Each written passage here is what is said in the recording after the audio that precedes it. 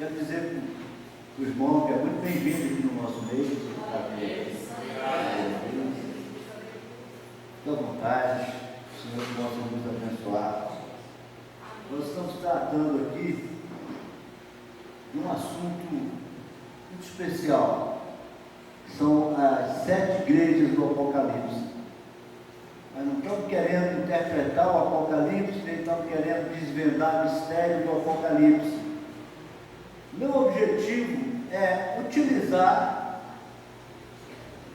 o que Jesus revelou para João a respeito dessas 7 igrejas, para encontrar Jesus como Senhor. Porque o Jesus do Evangelho, ele veio ensinar o homem a servir e a viver de uma maneira agradável a Deus. A maneira que Deus entende que o homem deveria viver foi a maneira que Jesus viveu, inclusive com relação àquele último dia lá com os apóstolos, aquele lava-pés, onde Jesus se apresenta como servo e ele diz que veio para servir. O Filho do Homem veio para servir e não para ser servido. Então o Evangelho apresenta Jesus como servo. Agora o Apocalipse apresenta esse mesmo Jesus que veio nessa condição de servo, que foi fiel até a morte de cruz, que foi obediente até as últimas consequências da obediência. O Apocalipse mostra esse mesmo Jesus colhendo o resultado da sua obediência. Começa a narrar, apresentar Jesus, no momento que ele chega, ele sai da terra e chega na região celestial, e ali ele toma um livro da mão direita de Deus e passa a ser o grande Senhor, de servo para Senhor. O Apocalipse, na minha maneira de entender, de algumas pessoas com as quais eu venho tendo contato, o Apocalipse, ele revela Jesus na condição ressurreto, na condição de Senhor, mas é o mesmo Jesus que esteve aqui como servo. Ora, para a gente conhecer Jesus, então, a sua inteireza, para a gente conhecer o caráter de Jesus completamente, nós precisamos de conhecer o Jesus do Evangelho e precisamos de conhecer o Jesus do Apocalipse. Eu quero encontrar Jesus nas palavras que ele ditou para João, porque o Apocalipse foi escrito por João, mas ele foi ditado por Jesus, ele foi revelado por Jesus. Jesus se revelou através das palavras reveladas, das palavras contidas, das palavras narradas por João, escritas por João. Jesus estava revelando o seu novo caráter, se apresentando como Senhor de todas as coisas, aquele que venceu, aquele que está do lado direito de Deus, aquele que tomou o livro, aquele que foi digno de abrir os selos, aquele esperado, porque estava tendo um grande concílio, uma grande reunião no céu, e a dúvida era: quem é que pode abrir o livro? Quem é que pode tomar o livro? Quem é que pode abrir os selos? Então Jesus chega na sua condição de ressuscitado, na sua condição de quem pagou o preço, na sua condição conquistada na cruz do Calvário, na sua condição de obediente total à vontade de Deus, na sua condição de ter agradado e sido aprovado por Deus, e fala: eu estou aqui, e fala: eu estou aqui, e digno, capacitado, pronto para tomar aquele livro e pegar aquela missão da mão de Deus. Isso é maravilhoso, é um conhecimento extraordinário. Você vê Jesus outro lado, você vê a conclusão daquilo que Jesus Cristo começou a fazer aqui na face da terra. Você vê Jesus sendo exaltado, sendo glorificado e já agindo como glorificado e como exaltado. Porque o Apocalipse mostra um Jesus que julga, não um Jesus que ensina, mas um Jesus que julga, um Jesus que avalia quem está fazendo aquilo que foi ensinado por ele, mas na condição de veredito, condição de última palavra, condição de julgamento. Outra coisa interessante aqui nesse negócio que a gente está passando juntos aqui esse mês, é com relação à linha do tempo da igreja. A maioria dos estudos do Apocalipse, dos estudiosos desse tema, eles analisam as situações ali da igreja, na época em que elas foram narradas, e tem toda uma linguagem, tem toda uma maneira de interpretar os sinais, os acontecimentos, as repreensões de Jesus, as avaliações de Jesus. Aqui, porém, nós estamos seguindo essa sequência das 7 igrejas, mas muito correlacionada com a linha do tempo da história da igreja. Cada igreja dessa, apontada aqui dentre as 7 igrejas, ela não existe mais. Todas elas desapareceram, todas elas foram extintas. Elas estão numa região onde o islamismo comanda e só existem vestígios das construções dessas igrejas, mas elas mesmas não existem mais. Agora, para que estudar uma igreja que não existe mais? Porque o interessante desse negócio é acompanhar a linha do tempo. Os estudiosos, eles entenderam a coisa de uma maneira muito interessante. Jesus, ele conhecia a história da igreja lá antes de formar a igreja. Ele sabia que todas as coisas, de todos os acontecimentos. Ali, quando ele trata com a igreja de Éfeso, ele trata com a primeira igreja, que vai até o ano 100 depois de Cristo, e algumas características que nós já passamos, eu não tenho tempo de repassar. Depois vem a igreja de Esmirna, que nós falamos sobre ela no último culto, que data de 100 depois de Cristo até 312, até o ano 312, as características apontadas por João, ditadas por Jesus, com relação à igreja de Esmirna, criam um formato histórico que a gente consegue perceber a igreja desse período nessa descrição, como eu tentei passar para vocês. Hoje nós vamos falar a respeito da igreja de Pérgamo, justamente dentro dessa visão, dentro desse raciocínio. A igreja de Pérgamo, ela data de 313 a 538 depois de Cristo.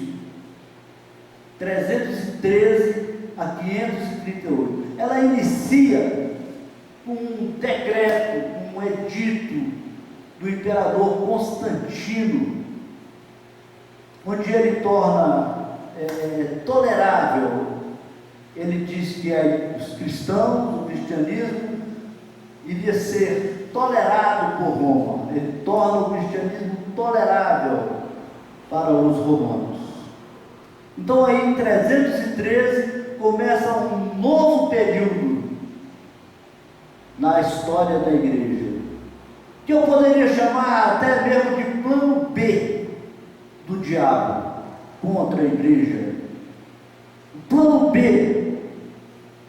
E esse plano B é muito conhecido, é uma estratégia maligna, muito comum e aplicada até hoje nos nossos dias. O que o diabo fez ali na igreja de Pérgamo, é o que ele faz até hoje no meio dos cristãos. É o que eu chamo de plano B, e nós vamos entrar em detalhes com relação a isso. Nós temos procurado falar também a respeito do juízo final, e pelo fato de nós sermos humanos, e pelo fato de Jesus ter dito: aquele que crê será salvo, e aquele que não crê já está condenado. Então o juízo final do ser mortal, dos seres mortais, como seres humanos, é no dia da sua morte, porque os cristãos, eles estão esperando pelo juízo final do grande Apocalipse, o grande juízo. Mas esse juízo final do Apocalipse é direcionado, trata-se do último julgamento, quando Jesus vai mandar o diabo e seus seguidores para o inferno, porque em Mateus 25 diz que o inferno foi criado para o diabo e seus anjos. Então o juízo final será quando o inferno será aberto e Satanás será lançado definitivamente fora daquilo que Deus criou e administra, fora do reino de Deus, fora da terra, que Jesus vai criar uma nova terra e um novo céu, justamente para limpar, para exterminar todo vestígio do diabo, enquanto que ele, a sua rebelião e as suas ideias de rebelião e as suas estratégias de rebelião serão lançadas junto com ele, e não haverá nem lembrança desse tempo, dessas coisas que aconteceram.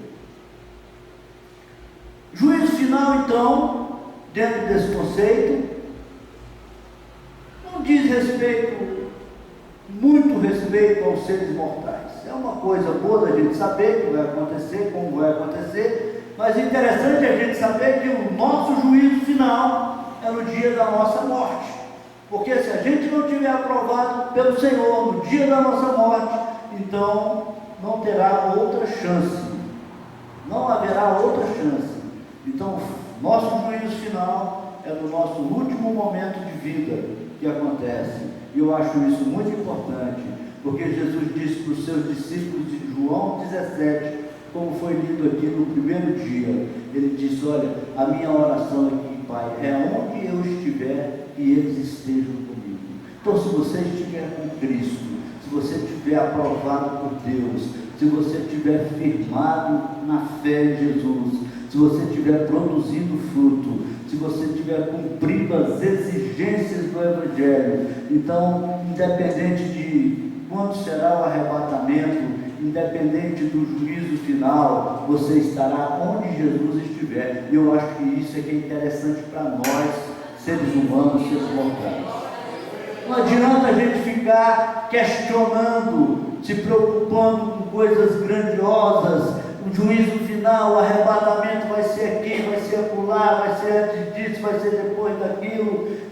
Quantas pessoas cristãs durante esses 2000 anos têm morrido sem chegar no tempo do arrebatamento, significando que esse assunto não serviu de nada para ela se ela tiver discutido sobre ele? Porque o meu momento especial, o meu juízo final é no dia da minha morte. Se eu tiver crido, eu serei salvo. Se eu não tiver crido, eu já estou condenado. Eu quero que você entenda isso. Não fique esperando pelo juízo final. Não fique esperando pelo arrebatamento.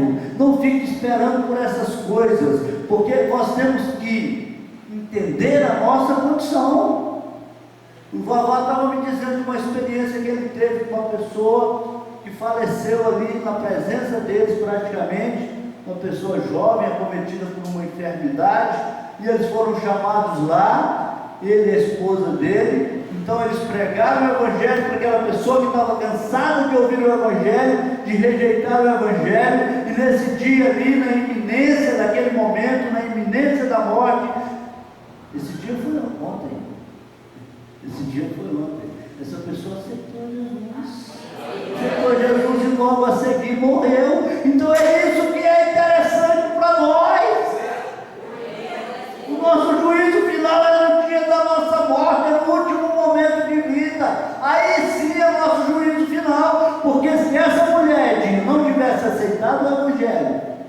não teria mais chance para ela. Quem crê será salvo, quem não crê já está condenado. Então, o juízo final dos seres mortais, eu quero frisar isso todos os dias desse mês, porque eu quero que isso fique, porque isso traz uma responsabilidade diferente. Esse negócio de ficar protelando, esse negócio de ficar, não, isso aí é danoso, é muito danoso. As religiões sobrevivem disso. Aqui, na igreja de Pérgamo, nesse período de 313, esse Constantino diz que converteu. Se converteu, se não converteu, é uma coisa que não vem ao caso. O que vem ao caso é que ele abriu o plano B de Satanás. Na igreja de Esmirna, os crentes morriam, mas não negavam Jesus. Caiu o trem dele. Eles morriam queimados, mas não negavam Jesus. E esse negócio deixou Roma preocupada, porque tinha um outro rei no negócio, e esse rei não era o imperador de Roma. E eles não conseguiam destruir esse reino. Eles matavam as pessoas morriam e não negavam a fé. Eles passavam o piche, amarravam o poste, queimavam para iluminar Roma, mas o povo não negava a fé. Aí tem que estar esse lance do plano B, que é muito importante. Porque o diabo, quando ele perde, ou na iminência dele perder, quando ele vê que as estratégias que ele conhece,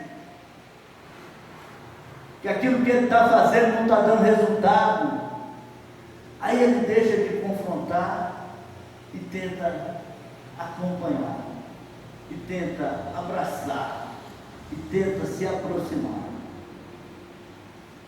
Quando eles viram na igreja de Esmirna, na fase da igreja de Esmirna, de 100 a 312, são 200 anos tentando destruir. Quando eles viram que não ia ter jeito de destruir esse novo reino, de acabar com esse reino, que esse reino poderia crescer e destruir todo o legado de Roma, então esse Constantino, ele resolveu aderir. Ele falou: olha, a partir de hoje nós vamos tolerar os cristãos.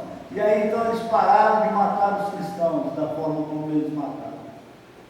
Quando veio mais na frente um pouquinho, 380, deixa eu ver aqui, deixa eu pegar nas minhas anotações aqui, mas é isso mesmo, 380, um tal de Teodósio I, imperador também.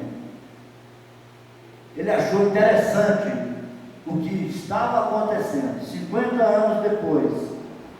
Então ele fez uma mesclagem e transformou o cristianismo na religião oficial do Império Romano.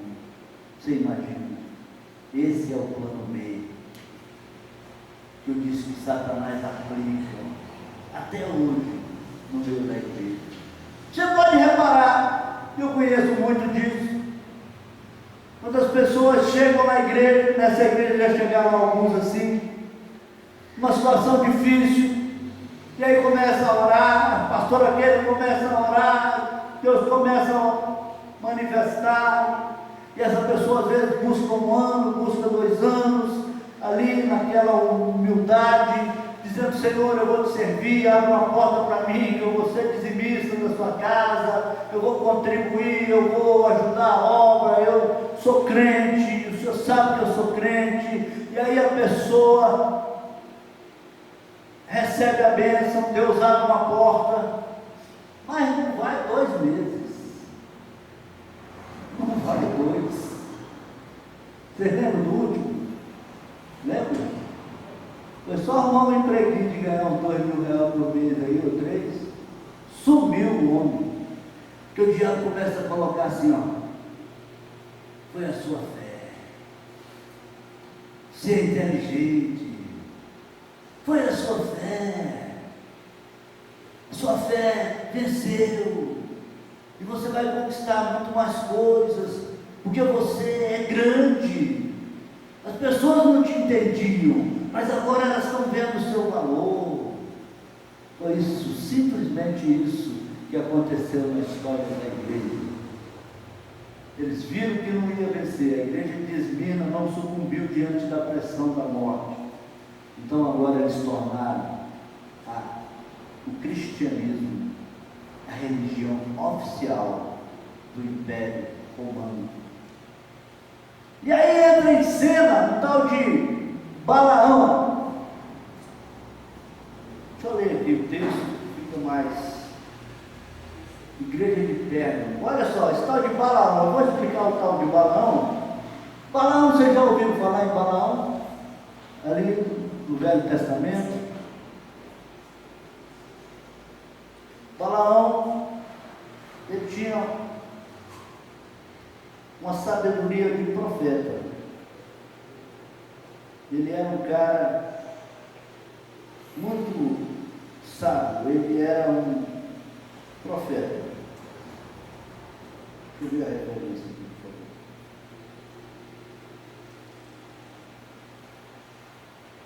Lê para mim, Balaão, acho que é muito profundo.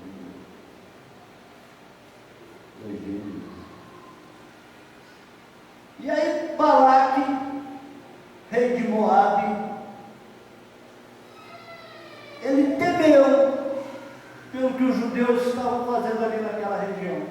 Estava destruindo todo mundo. Ele falou: esse povo vai me destruir, esse povo vai acabar, vai escravizar o meu povo. E contratou esse profeta, esse Balaão, para profetizar contra, para destruir o povo de Israel. E Balaão chegou, observou uma vez, observou duas vezes, e tentou ali as mandigas dele, os troços dele lá, e falou: não tem jeito de destruir esse povo não, esse Deus deles é muito forte. E Balaão falou: não, eu te pago melhor, arruma um jeito. E ele pensou, e falou: só tem um jeito de destruir esse povo, só se eles quebrarem, só se eles pecar, só se tirar eles da presença do Deus deles, só se tornar desobedientes às prescrições do Deus deles, aí Deus será capaz de vencê-los. E Balaque falou: então, qual é a estratégia? Mistura as suas mulheres com eles, faz casamento,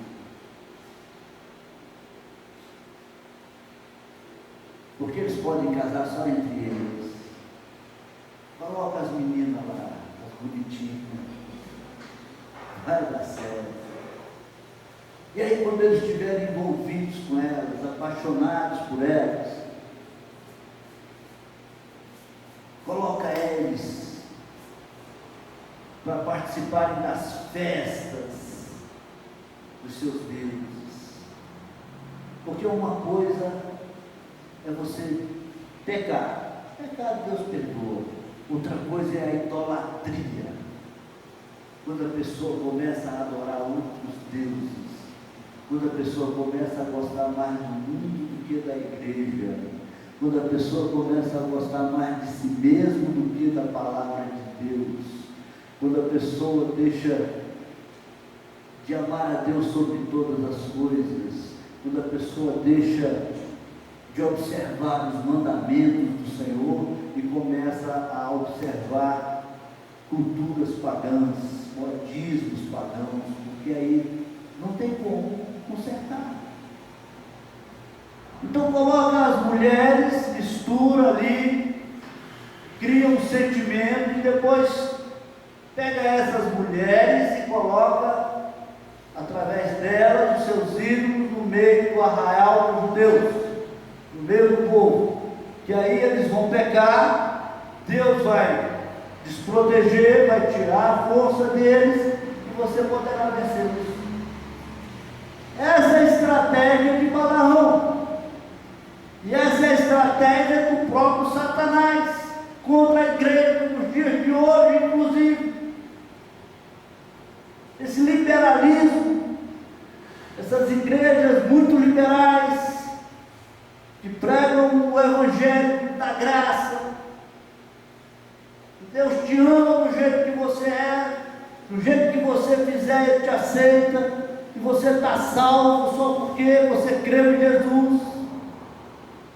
Esse negócio de estar salvo porque creu em Jesus vem lá de 380, de Teodósio, quando eles criaram lá o purgatório. Purgatório, coisa boa, mas que foi o purgatório que fez o catolicismo, o romanismo deslanchar rapidamente, porque você não precisa de mudar nada, você não precisa de mudar nada. Se o padre te conhecer, você for na missa de vez em quando, for numa festa, comprar uma leitoa, você pode fazer o que você quiser, porque se você não comprar o perdão de todos os seus pecados, você vai para o purgatório e daí no tempo você vai para o céu. Tem coisa melhor do que isso? Você não precisa de seguir Jesus, você não precisa de servir, você não precisa de nada disso. Porque se não der certo, você vai para o purgatório e sai de lá. Mas isso não foi a melhor invenção religiosa, não. Depois do purgatório, veio a reforma, a igreja de Sardes, e eles criaram uma coisa melhor do que o purgatório. Você acredita? Não pode haver coisa melhor. Eles criaram a predestinação. Porque se o cara é predestinado, ele não precisa nem de ir para o purgatório, porque ele já vai direto para o céu, independente do que ele tiver feito. Se ele tiver feito bem, ele vai. Se ele não tiver feito bem, ele vai também, porque ele é predestinado para a salvação. É melhor que o purgatório, por isso que o protestantismo cresceu tanto. Mas ainda tinha a escolha de Deus, era Deus que tinha que escolher. Aí eles criaram uma coisa melhor do que a predestinação, é a salvação pelo batismo. Aí não é nem Deus que tem que escolher, é a pessoa que crê, vai lá, pede para ser batizado, acabou. Uma vez batizado, salvo para sempre. Muito melhor do que o purgatório, muito melhor do que a predestinação. Porque predestinação, a pessoa tinha que ser escolhida por Deus. Agora o batismo é a pessoa que deseja e quer, que se apresenta. E agora vem esse negócio do Evangelho da Graça. Você não precisa nem de purgatório, nem de predestinação, nem de batismo. Você só precisa falar, eu creio. Aí acabou. Ninguém mais tira. É muito melhor. Fala assim, não. Isso é liberalismo religioso. Isso aí é a sequência desse negócio que começou aqui na igreja de Pérgamo. E eu quero fazer esse estudo aqui, eu quero desenvolver esse raciocínio, porque eu quero chegar na igreja de hoje. A igreja de hoje é a igreja de Laodiceia. É o resultado final de toda essa sequência de acontecimentos.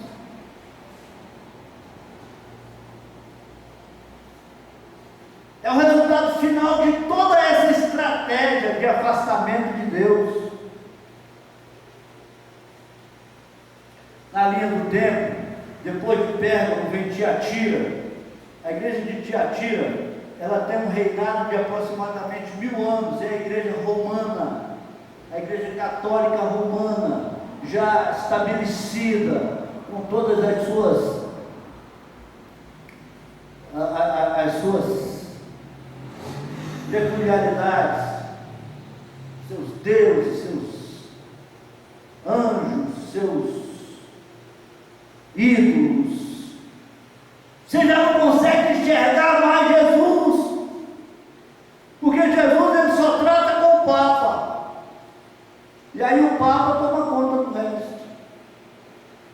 Foi mais de 1000 anos de trevas espirituais, e nós vamos chegar nessa fase, que vai de 538, quando acaba a era da igreja de Pérgamo, e começa a era papal, quando eles começam a estabelecer o domínio do Papa. Então termina a igreja de Pérgamo. A igreja de Pérgamo começa com Constantino, se fortalece em Teodósio I, que cria, que oficializa o cristianismo como e religião oficial, e termina quando começa a nova fase, a fase do papado. E aí entra a igreja de Tiatira. A igreja de Tiatira, ela começa em 1517, quando surge então esse negócio de homem controlando a igreja. Literalmente. Sim ou não? Posso continuar? Está filmando aí ainda? Tá? Não pede mais palavra. Mentira, brincadeira. É brincadeira.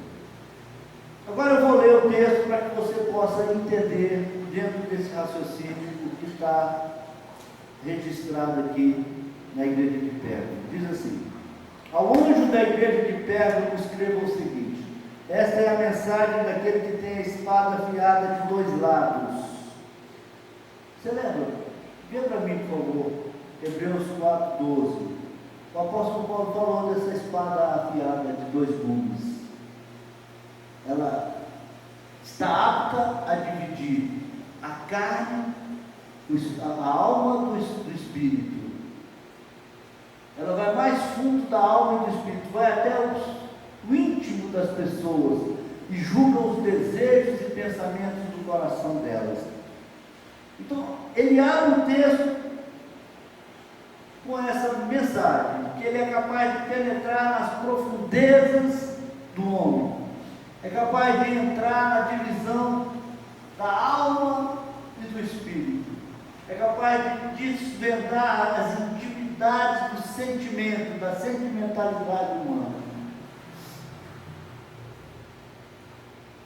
Ele se apresenta como fiscalizador, como avaliador, como Senhor que avalia e que sabe o que está realmente acontecendo no meio do seu negócio. Isso é assustador, porque do mesmo jeito que ele conhece a igreja de Pérgamo, ele conhece você, ele me conhece. Ele sabe qual é a intenção do homem.